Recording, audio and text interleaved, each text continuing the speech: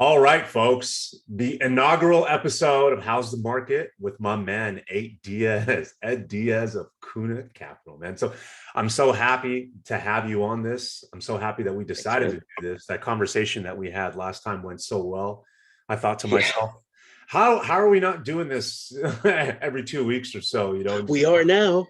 Now we are. Watch out, people. We're coming for you. So I mean, it's just I love talking to you. I think every single time we talk on the phone, we'll end up talking for like 30 minutes about the market and just what's going on, and we feed off of each other's energy. So with that being said, so I thought we wanted to start this and just put some content out to all the folks who we all know how headlines terrify more than clarify, and a lot of times in this noisy market, we have access to so much information on our smartphones that, hey, why not take the time out of our day just to educate the public and let them know what's going on with two folks that literally do this 7 days a week and put all the time in it. We live, breathe it, eat it, spit it out, don't we? Yeah. So I love that statement, by the way. It's a great way to just jump off about that most headlines terrify, don't clarify. I mean, besides that being a great t-shirt, I think we should turn it into merch. For the podcast. I think you're spot on. Here's the thing, and I've always made this joke, is that I've never seen a CNN anchor with a real estate license. And yet they purport to be experts when they're just reading stuff. And here you and I are, where we live and breathe this stuff 24/7, man. I mean, I wake up thinking about this, and I've made another joke that sometimes I go on more appointments in my sleep than I do when I'm awake, and I do 5 to 6 a day when I'm awake. So, we are all in, folks. I mean, this is what we do because we love what we do. And I've said this many, many times before, is that usually the path, or let's call it a career path, is you start out with a job, right? And we all know what job stands for, just over broke, right? And then you graduate to a career, right? And that feels a little bit better, more money, maybe a little bit more prestige. And if you're really blessed and lucky, you get to transition into what's called a calling. And I know in conversations that you and I have had, Nima, that we're definitely in that category where we feel this is a calling. This is how we live a purpose-driven life. This is how we get to bless other people, because buying a home is not just about paint, stucco, molding, garages, and number of floors, number of bedrooms, number of bathrooms. For many people, it's a societal shift. It's a socioeconomic shift. We have some folks that move into better neighborhoods, and they came in from not so great neighborhoods, or they were living an okay neighborhood, and this was a socioeconomic shift for them, going into better schools for their kids and better socioeconomic lifestyle, right? So we are in the change-making business, and therefore it involves a lot of education. We hang our hats on education and giving all of you really sound advice that is not sales. Let's be very clear here that this isn't really about sales. This is about providing education and guidance that really matters.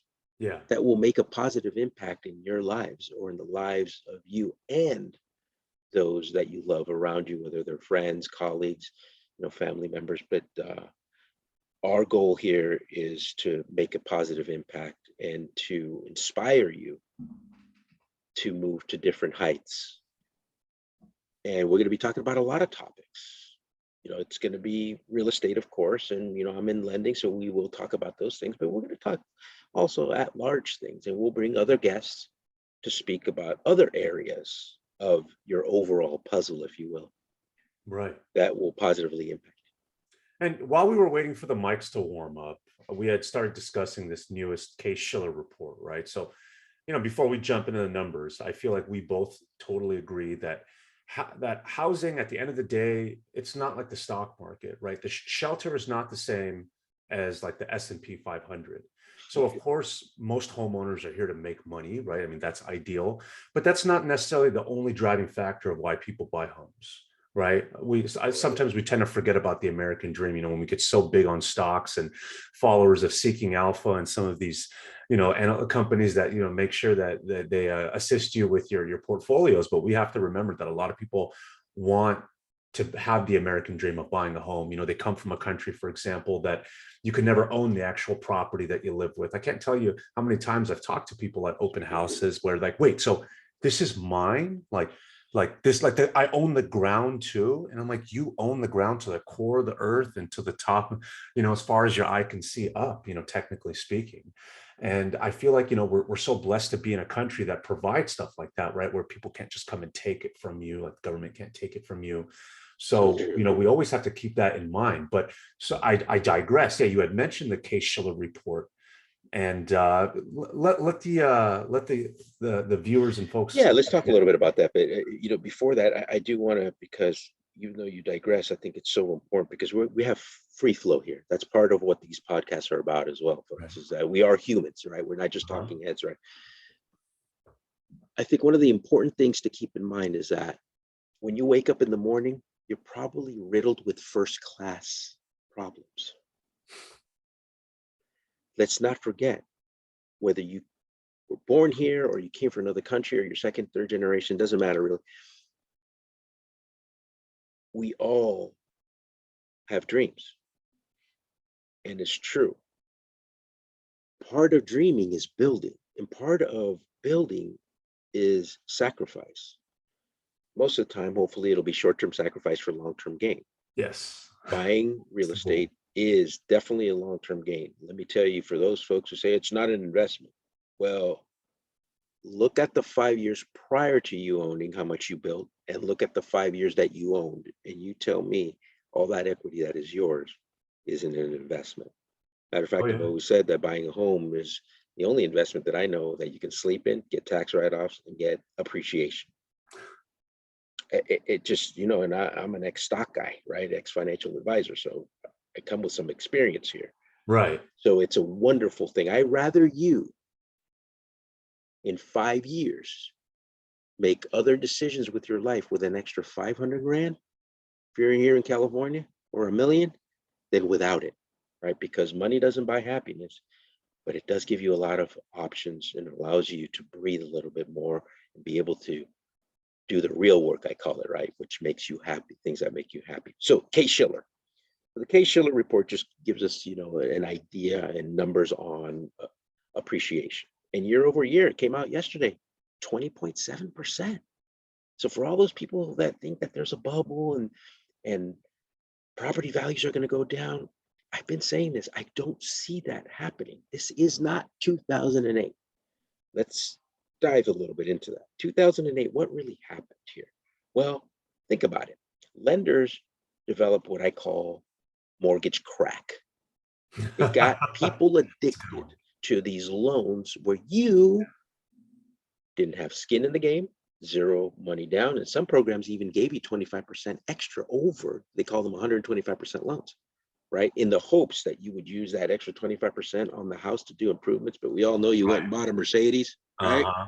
Okay. Your house is an ATM. So number one, you had no skin in the game. Number two, they weren't verifying anything. They didn't even check a pulse, none of your income, none of your assets. That's why they call them Nina loans, right? No income, no assets. Nobody was verifying anything. Think about that. If you just think about that for a second, pause, where they're not verifying anything and you don't have skin in the game, I believe that is the quintessential definition of risk. Yeah. I mean, so if something happens economically, which it will, because you're artificially inflating home prices, think about it. All those people that are buying houses with no skin in the game creates what? More demand. What happens with more demand? Prices go up. Simple Keynesian economics 101, right? Mm-hmm. So it creates that artificial demand, really, in my opinion, and values went up because of all that artificial demand of people with no skin in the game, not verifying. We don't know if they're great candidates or not, or if they can even afford it because people lied on their applications because nobody's going to verify it. So guess what? Market collapse happens, right? Property values go way down. And when your property value goes down 50% and you have no skin in the game, what do most people do? They bail.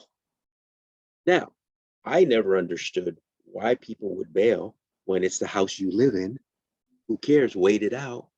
But that's not how people are wired emotionally. Mhm. Emotional, they make irrational decisions. So EQ, emotional quotient, low. IQ can be high. You can be very book smart. Intellectually, you score off the charts. But if your EQ is low, you're making emotional decisions that are typically not rational. And that's exactly what happened in 2008. So mortgage companies went out of business because then they were selling the paper, meaning the mortgages, to the next person, and they kept kicking the can because a lot of those mortgages that were sold as great mortgages because they didn't verify income or anything, the people started defaulting because the reality is they didn't make 20 grand a month. They made 3 grand, 4 grand, right?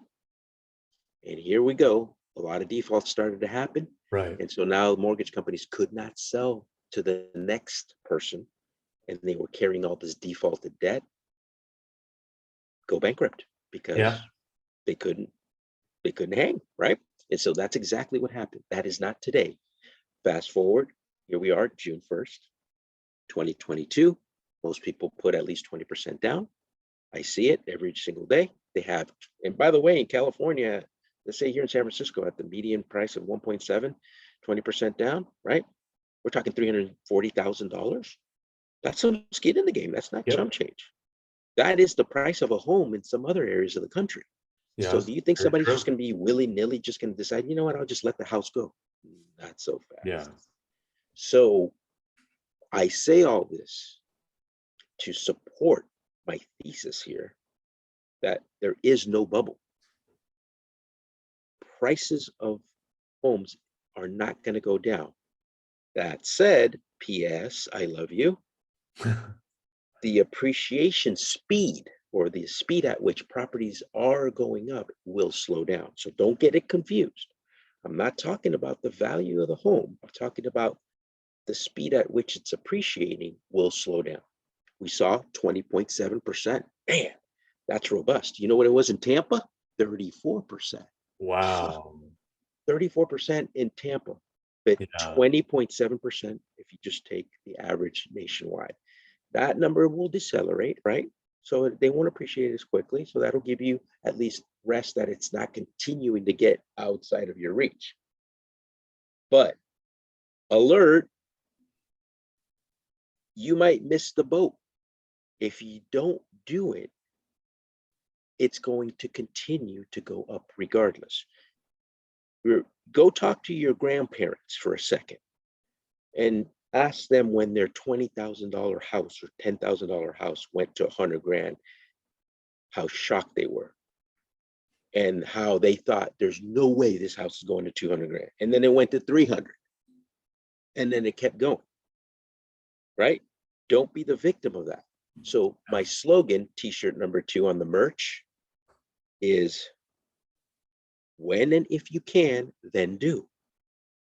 Don't wait. And I can do, by the way, I can do a report for you that'll show the cost of waiting, that'll show you the actual Mhm. numbers of appreciation on purchase and also interest rates in case they continue to go up.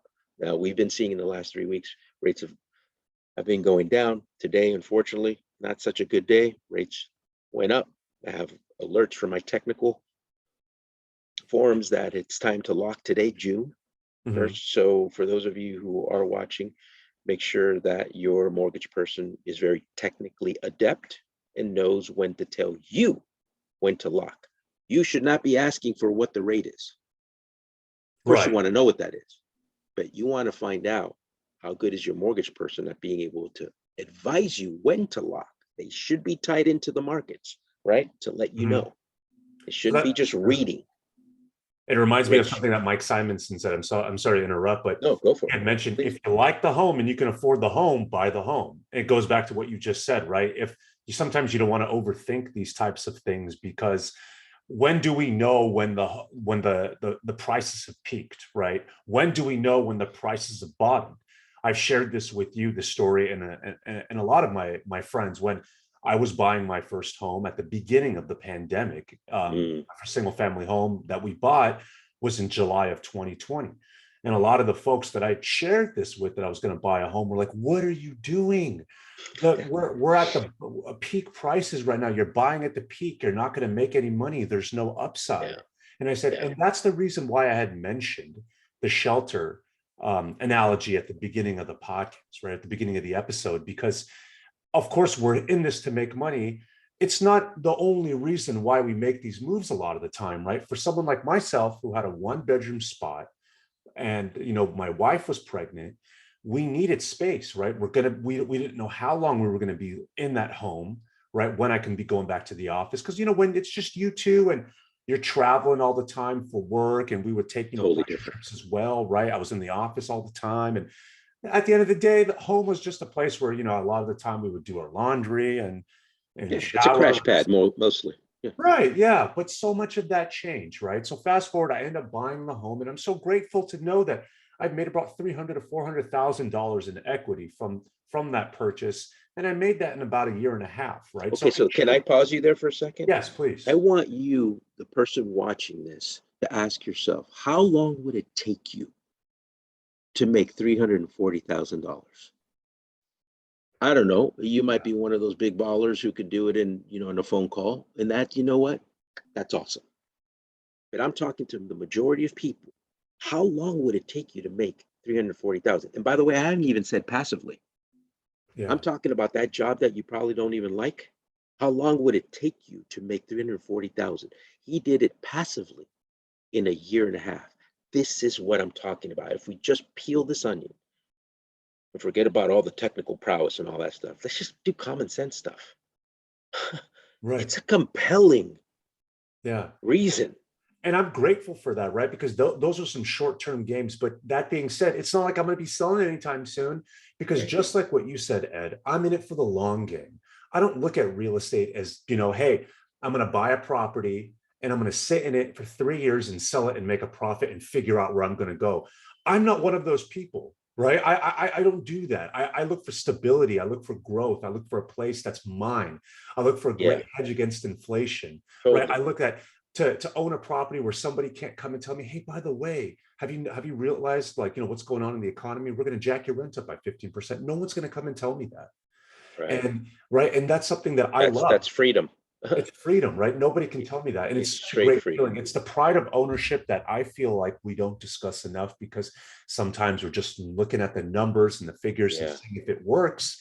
We got to realize just the pride of being able to mow your own lawn, for example, being able to, Your convert neighbors, the backyard, your neighbors, right? All of you're those building barbecue time, I call it. I building mean, come on. barbecue time. That's Yeah, that's bringing priceless. over, and even like the tax benefits, right? From being able to write off your property taxes, for example, right? And Totally.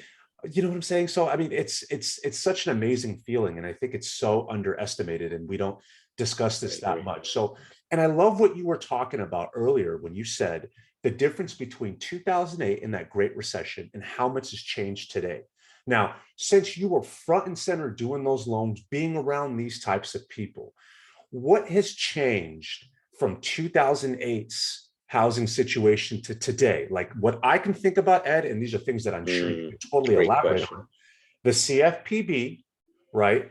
Yeah. What that CFPB is and what they do, the underwriting guidelines and how much more strict underwriters are.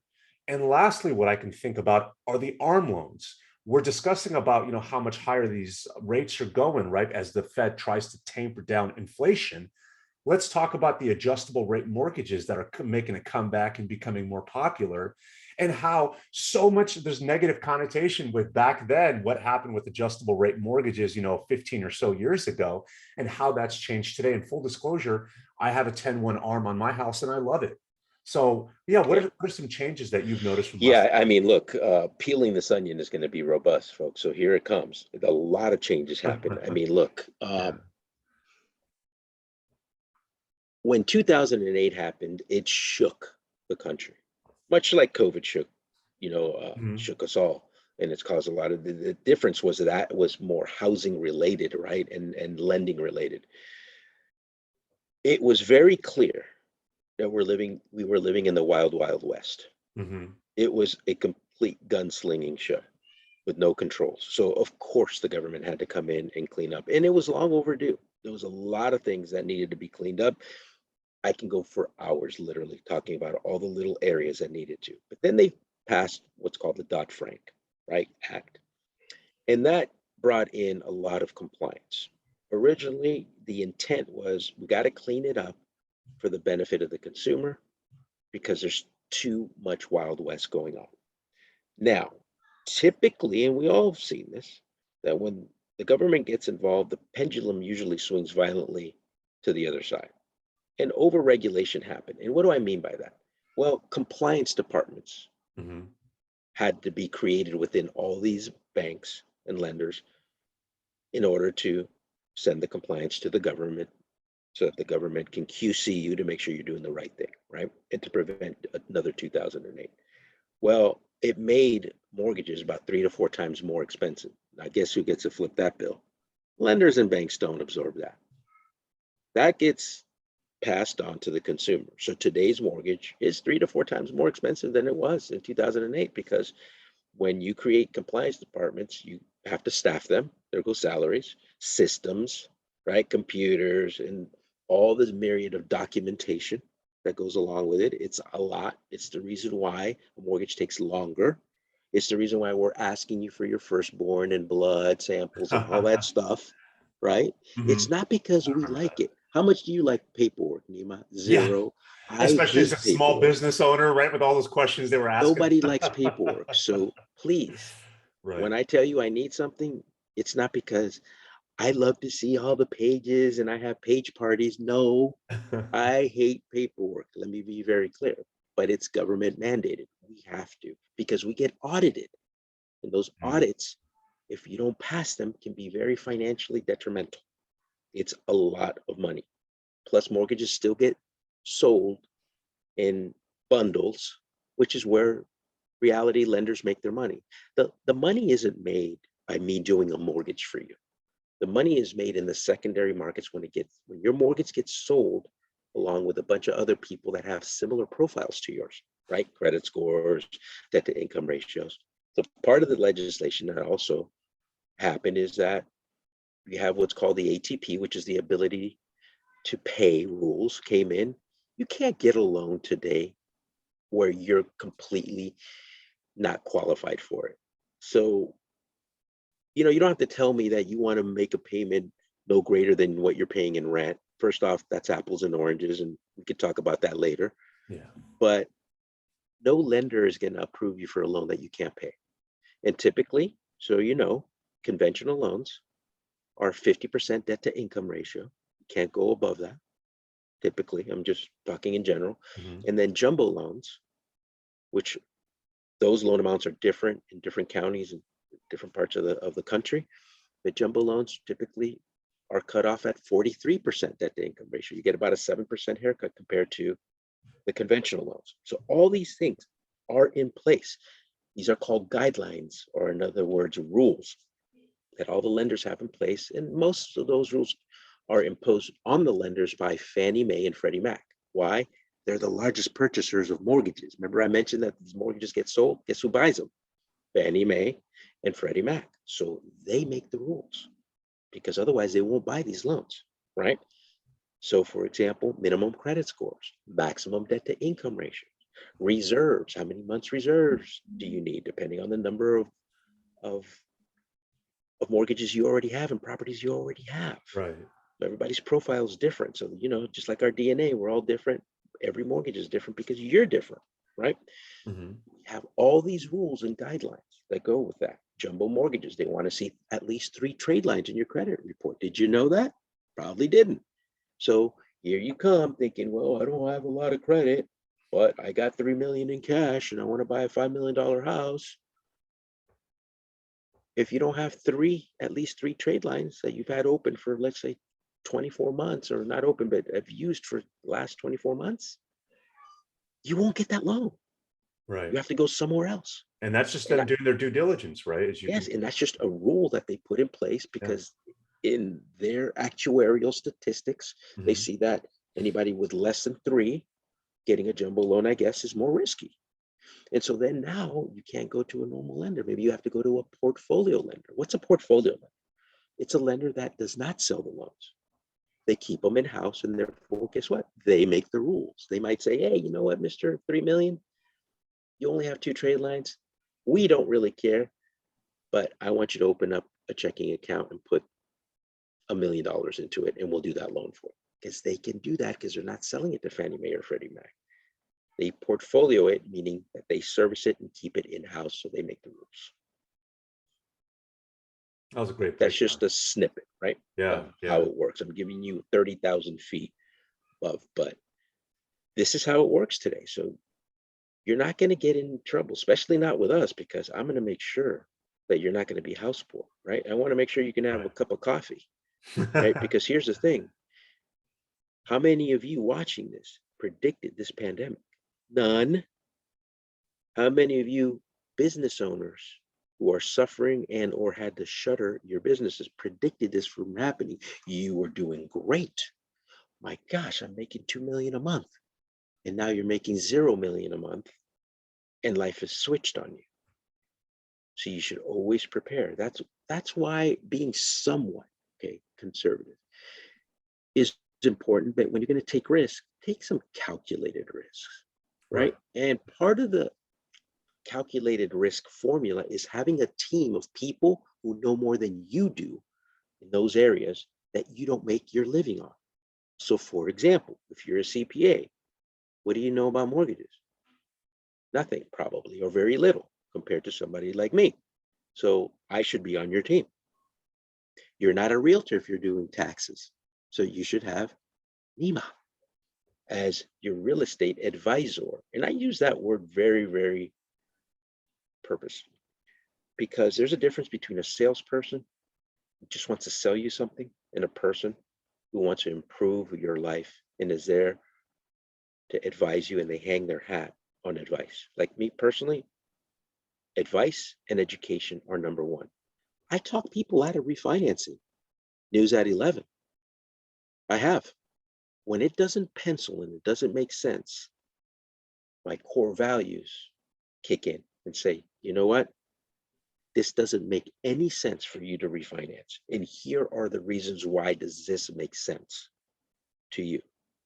It happens quite a bit, because unless I can benefit you, I don't want any part of a transaction. Yeah. What I do want is I want the relationship, and I want you to be benefited by my advice and education for many years to come. And that's why you've been in the business for over 20 years, because thinking about the long game, like we were talking about holding real estate and that appreciating, we both have a long game mindset when it comes to our business, right?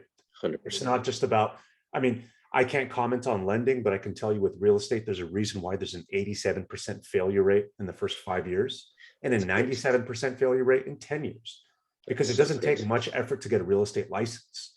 But in order to do this job well, and to do it well year over year, and to take care of a family, and also to guide people like that, that's a whole nother ballgame.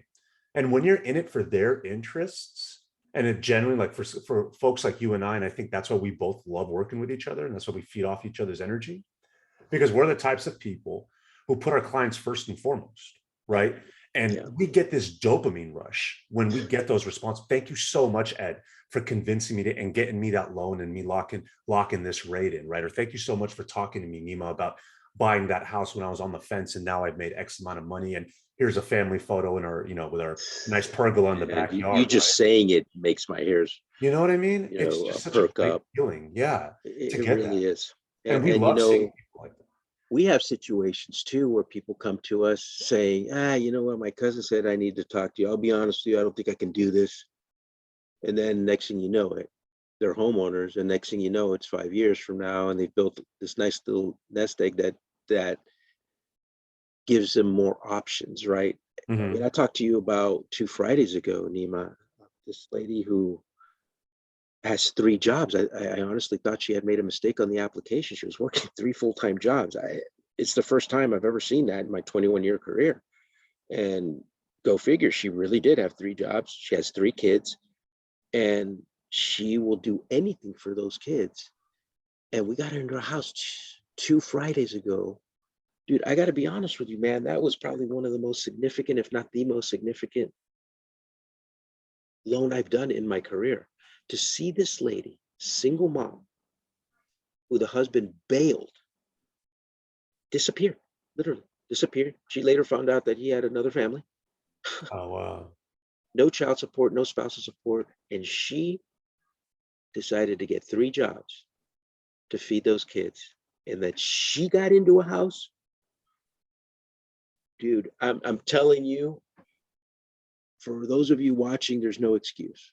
And by the way, I'm not saying that you're not going through tough times. I'm not minimizing that you might be struggling.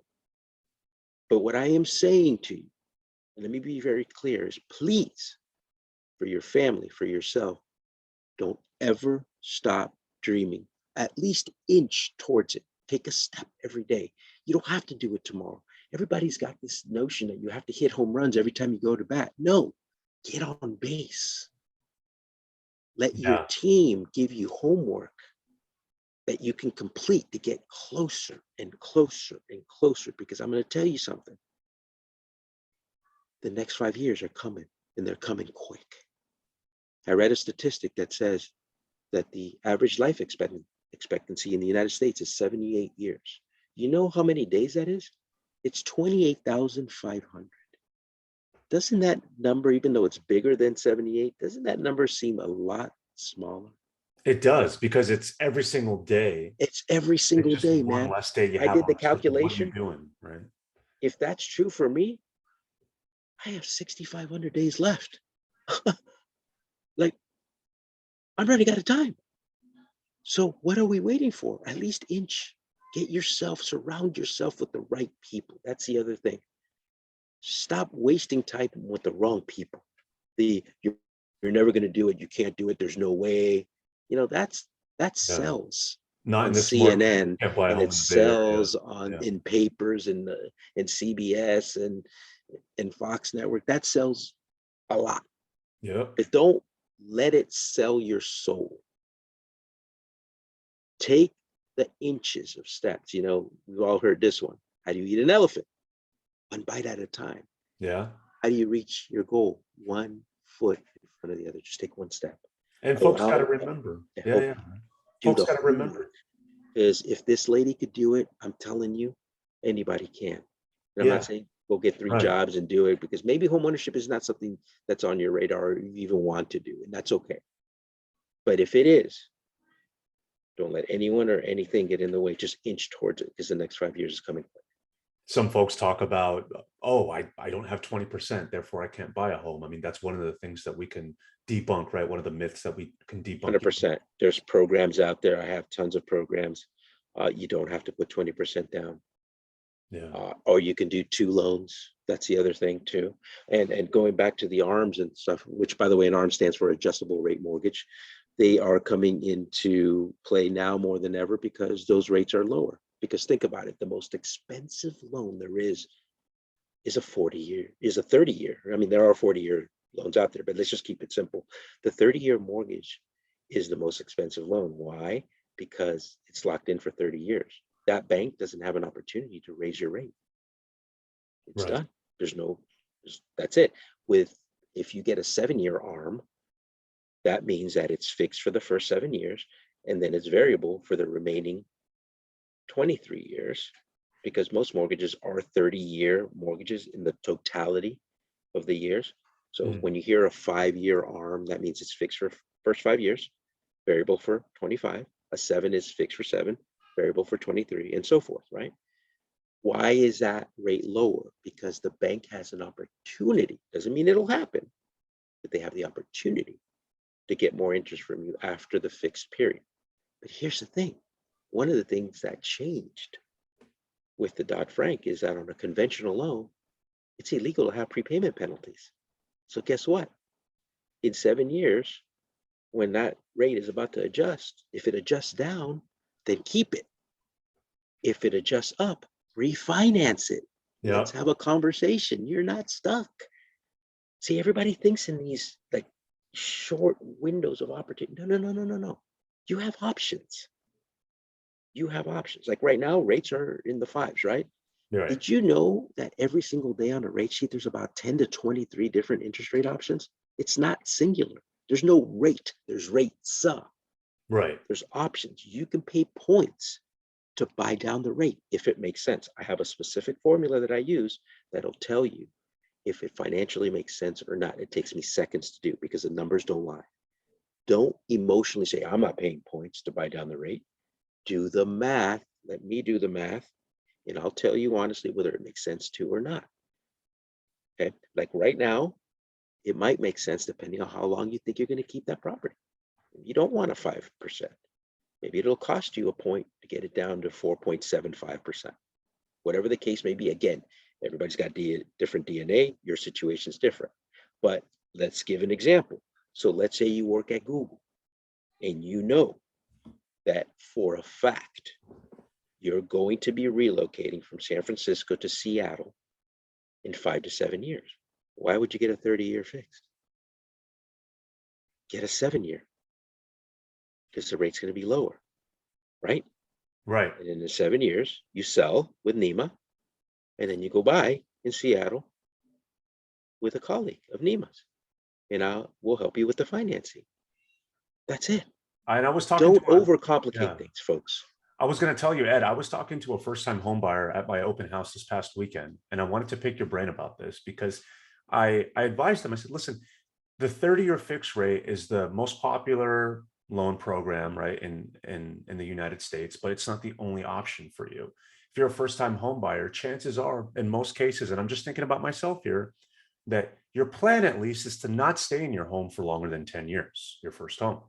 5 to 7 is the average, by the way, folks. Right. Yeah. So, I mean, there's a 5-1 ARM, right? There's a 7-1 adjustable rate mortgage. There's a 10-1 adjustable rate mortgage.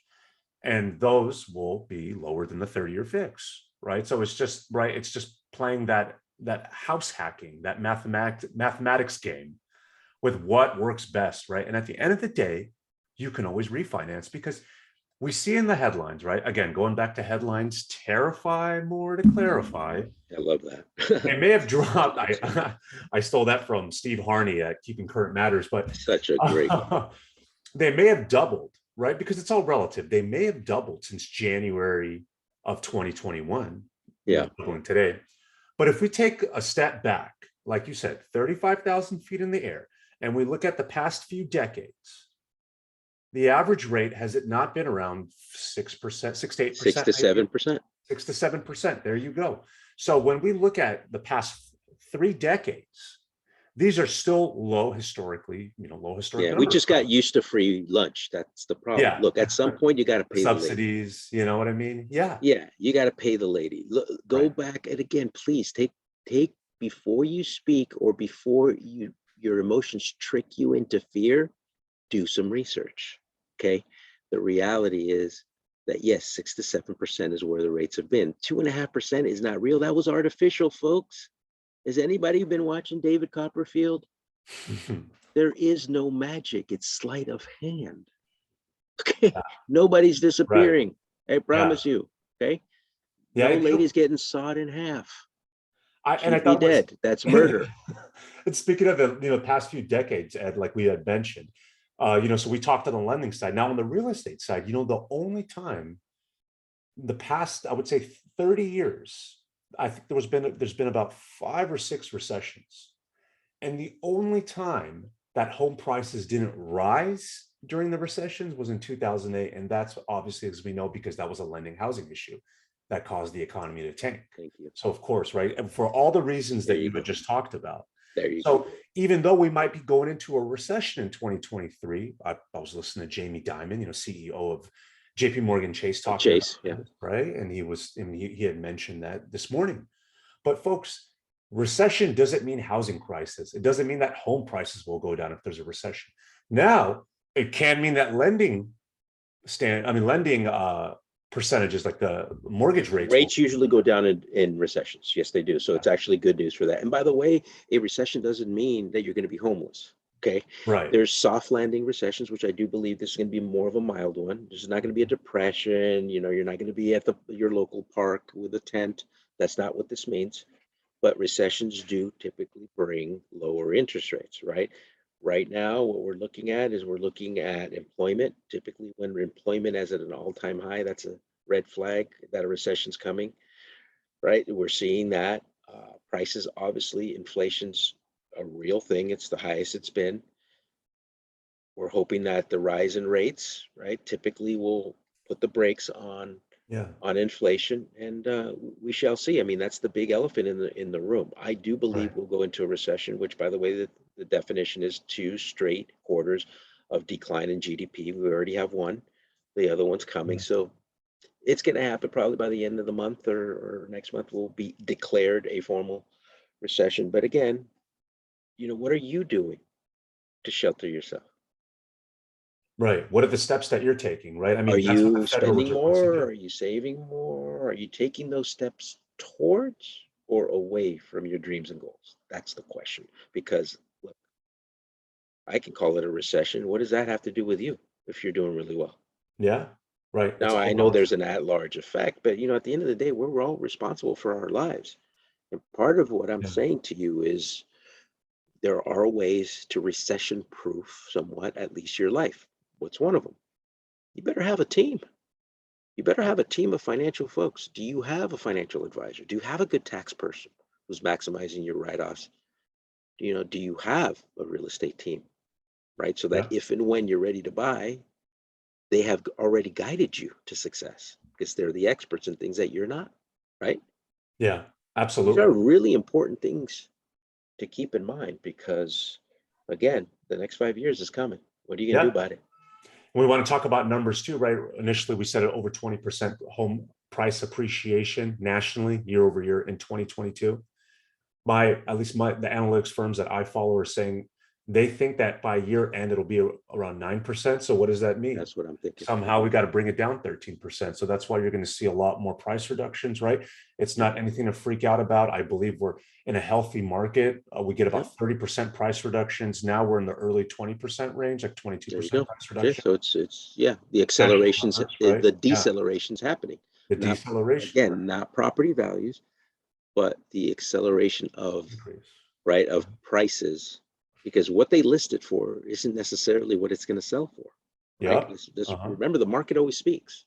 And we had 17% 2 months ago, 17% on average increase in rent prices. So, we do talk about the increase in mortgage rates and the increase in home prices, but Yeah. we But seldomly look at bring up rents. rent, right? Because obviously we don't work with rental properties, right? And directly, unless you're in Remember I property. told you, Nima, that everybody's got a mortgage. The question is, whose mortgage is it Whose and mortgage are whose you paying? mortgage are you paying? Right. Is it your Yeah. own or is it your landlord's? Yeah. Just saying. That's so powerful. Who are you paying? Yeah. Who are You you put paying? Are you your, paying the IRS too much money? yeah. Because guess what? When you rent, you got zero shelter of deductions Mhm. to shelter the IRS. And what's really funny? If you spell out the IRS and you put the and IRS together, you know what it says? Theirs. It's all theirs if you allow them Oh to. man, I never even thought about that. That's so funny. It's I'm theirs. gonna tell my dad that later And today. believe me, they want it. They'll take it. Yeah, they're coming for it, right? So it's like, They're coming for going it. back And when to you own a investing. home, is your home in a trust? Because if Yeah, not, it's theirs again. You're going to go through probate. If you don't have a trust, you don't have a will. yeah, Prince died intestate. Isn't that crazy? You yeah. would think somebody like him who built his whole life iconic, a legacy, and he died intestate, they're still fighting it in the courts. Wow. They're going to go through probate. The government's going to take what, 53% of that. Yeah. And then the rest of the siblings will fight and pay way too much attorney fees and dwindle the other 50% that they're keeping. It's just a Wow. disaster again because they didn't have a team. Somebody did not advise them. Onwards and Yeah. upwards, right? Yeah. Be prepared. And Be prepared. and for some of those folks that are still on the fence about buying, and they're like, do I lock in a rate right now? Do I go, or do I wait a little bit later into the year and see what changes? If there's any changes made, if I have a better opportunity to buy. I had a lender that I chatted with, and it's a contact that I have through Housing Wire. And he had mentioned every single time you have a percent increase in your loan, the rule of thumb is that decreases your purchasing power by 10%. And I wanted to confirm that with you. That's I about right. interesting. Yeah, Yeah. it's 10 to 15%. 10 to Yes. 15%. Depending Okay. on the price, right? But yeah, absolutely. And Yeah. as of right now, all we're seeing is that in at least in June and July, I believe it's projected 50 basis point rate hikes back to back. Is that correct? So by the end Correct. of the summer, we can be looking at mortgage rates in the 6% range. And let me back up there for a second, because a lot of folks that they see, all right, 50 basis point rate hikes, 2 of them, that means 1%. That means if we're looking at a 5.3% rate right now, it's going to be roughly 6.3%. High level overview, Ed, can you explain why the 50 basis point rate hike doesn't necessarily mean the rates are going to increase, the mortgage rates will increase by that Excellent. much? Good. Yes. Okay. So let's again peel this onion. When the Fed raises rates, they raise specifically the federal funds rate. What is that? It's a short-term rate at which banks lend each other money overnight. It's very quick. What does that affect? Credit cards and typically equity lines of credit, because those are variable. Those go up instantly. Okay. It does not affect mortgage rates instantly. Now, does it have a ripple effect? Sure, because everything's interconnected, right? Especially now with technology. However, did we not just, if you rewind this video, you'll see that I said that recessions lower rates, mortgage rates, okay? Right. So I do believe that we will start to see rates go down. By how much? Not a genie. When? Not a genie. Okay, but I do believe we will see that starting to happen, especially once we start to see, keep very close eyes on CPI, Consumer Price Index, and the PCE, which is the personal consumption and expenditure. Look at those two things. When those things start to drop, you will see that rates will start to drop. Keep in mind, 1981. Okay, shout out to all my 80s people. Okay, 1981. Who was the chairman of the Fed? Paul Volcker, Mr. 7 foot. He was huge as a human being. He raised rates, right? He had to again, put the brakes on inflation. The 30-year fixed reached a high of 21%. Wow. Then it went down that same year to 13, and everybody thought free money, right? Yeah. We dropped this. Does the narrative sound familiar? Right? 2.5. Now we're in the 5s, right? But the reality is that they will come down. Okay, everything that goes up must come down, and this is certainly one of those situations that this applies. So I again will say this: if you can, then do. Always refinance later.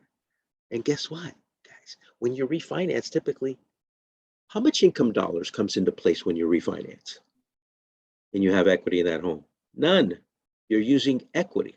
So let's just give an example, just at large. Let's say you get a 5% today. You're not happy about it because, of course, you're still thinking about the 2.5% free money artificial rate, right? Okay. Yeah, right. You're still mad. I get it. Now you get the 5% because you want the house, right? Fast forward. Let's just say it takes a year. And in that year, your house appreciates 50 grand. Let's just call it, okay? Let's just say, I'm just giving numbers out. Right. Yeah. And it's going to cost you 20 grand to refinance. How much income dollars, how hard did you work for that 20 grand? None. The house paid to refinance itself with equity dollars. Split it in your mind because they're not the same thing. And by the way, that house is going to appreciate another 50 to 100,000 the next year. Are you refinancing every year? No. So the net effect is free money. It's free.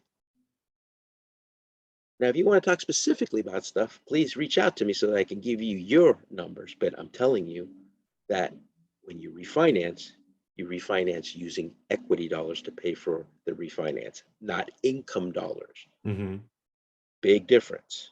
Yeah, That's absolutely. another benefit of a home, that the home has a built-in budgeting system. That's really cool. Think about it in real terms.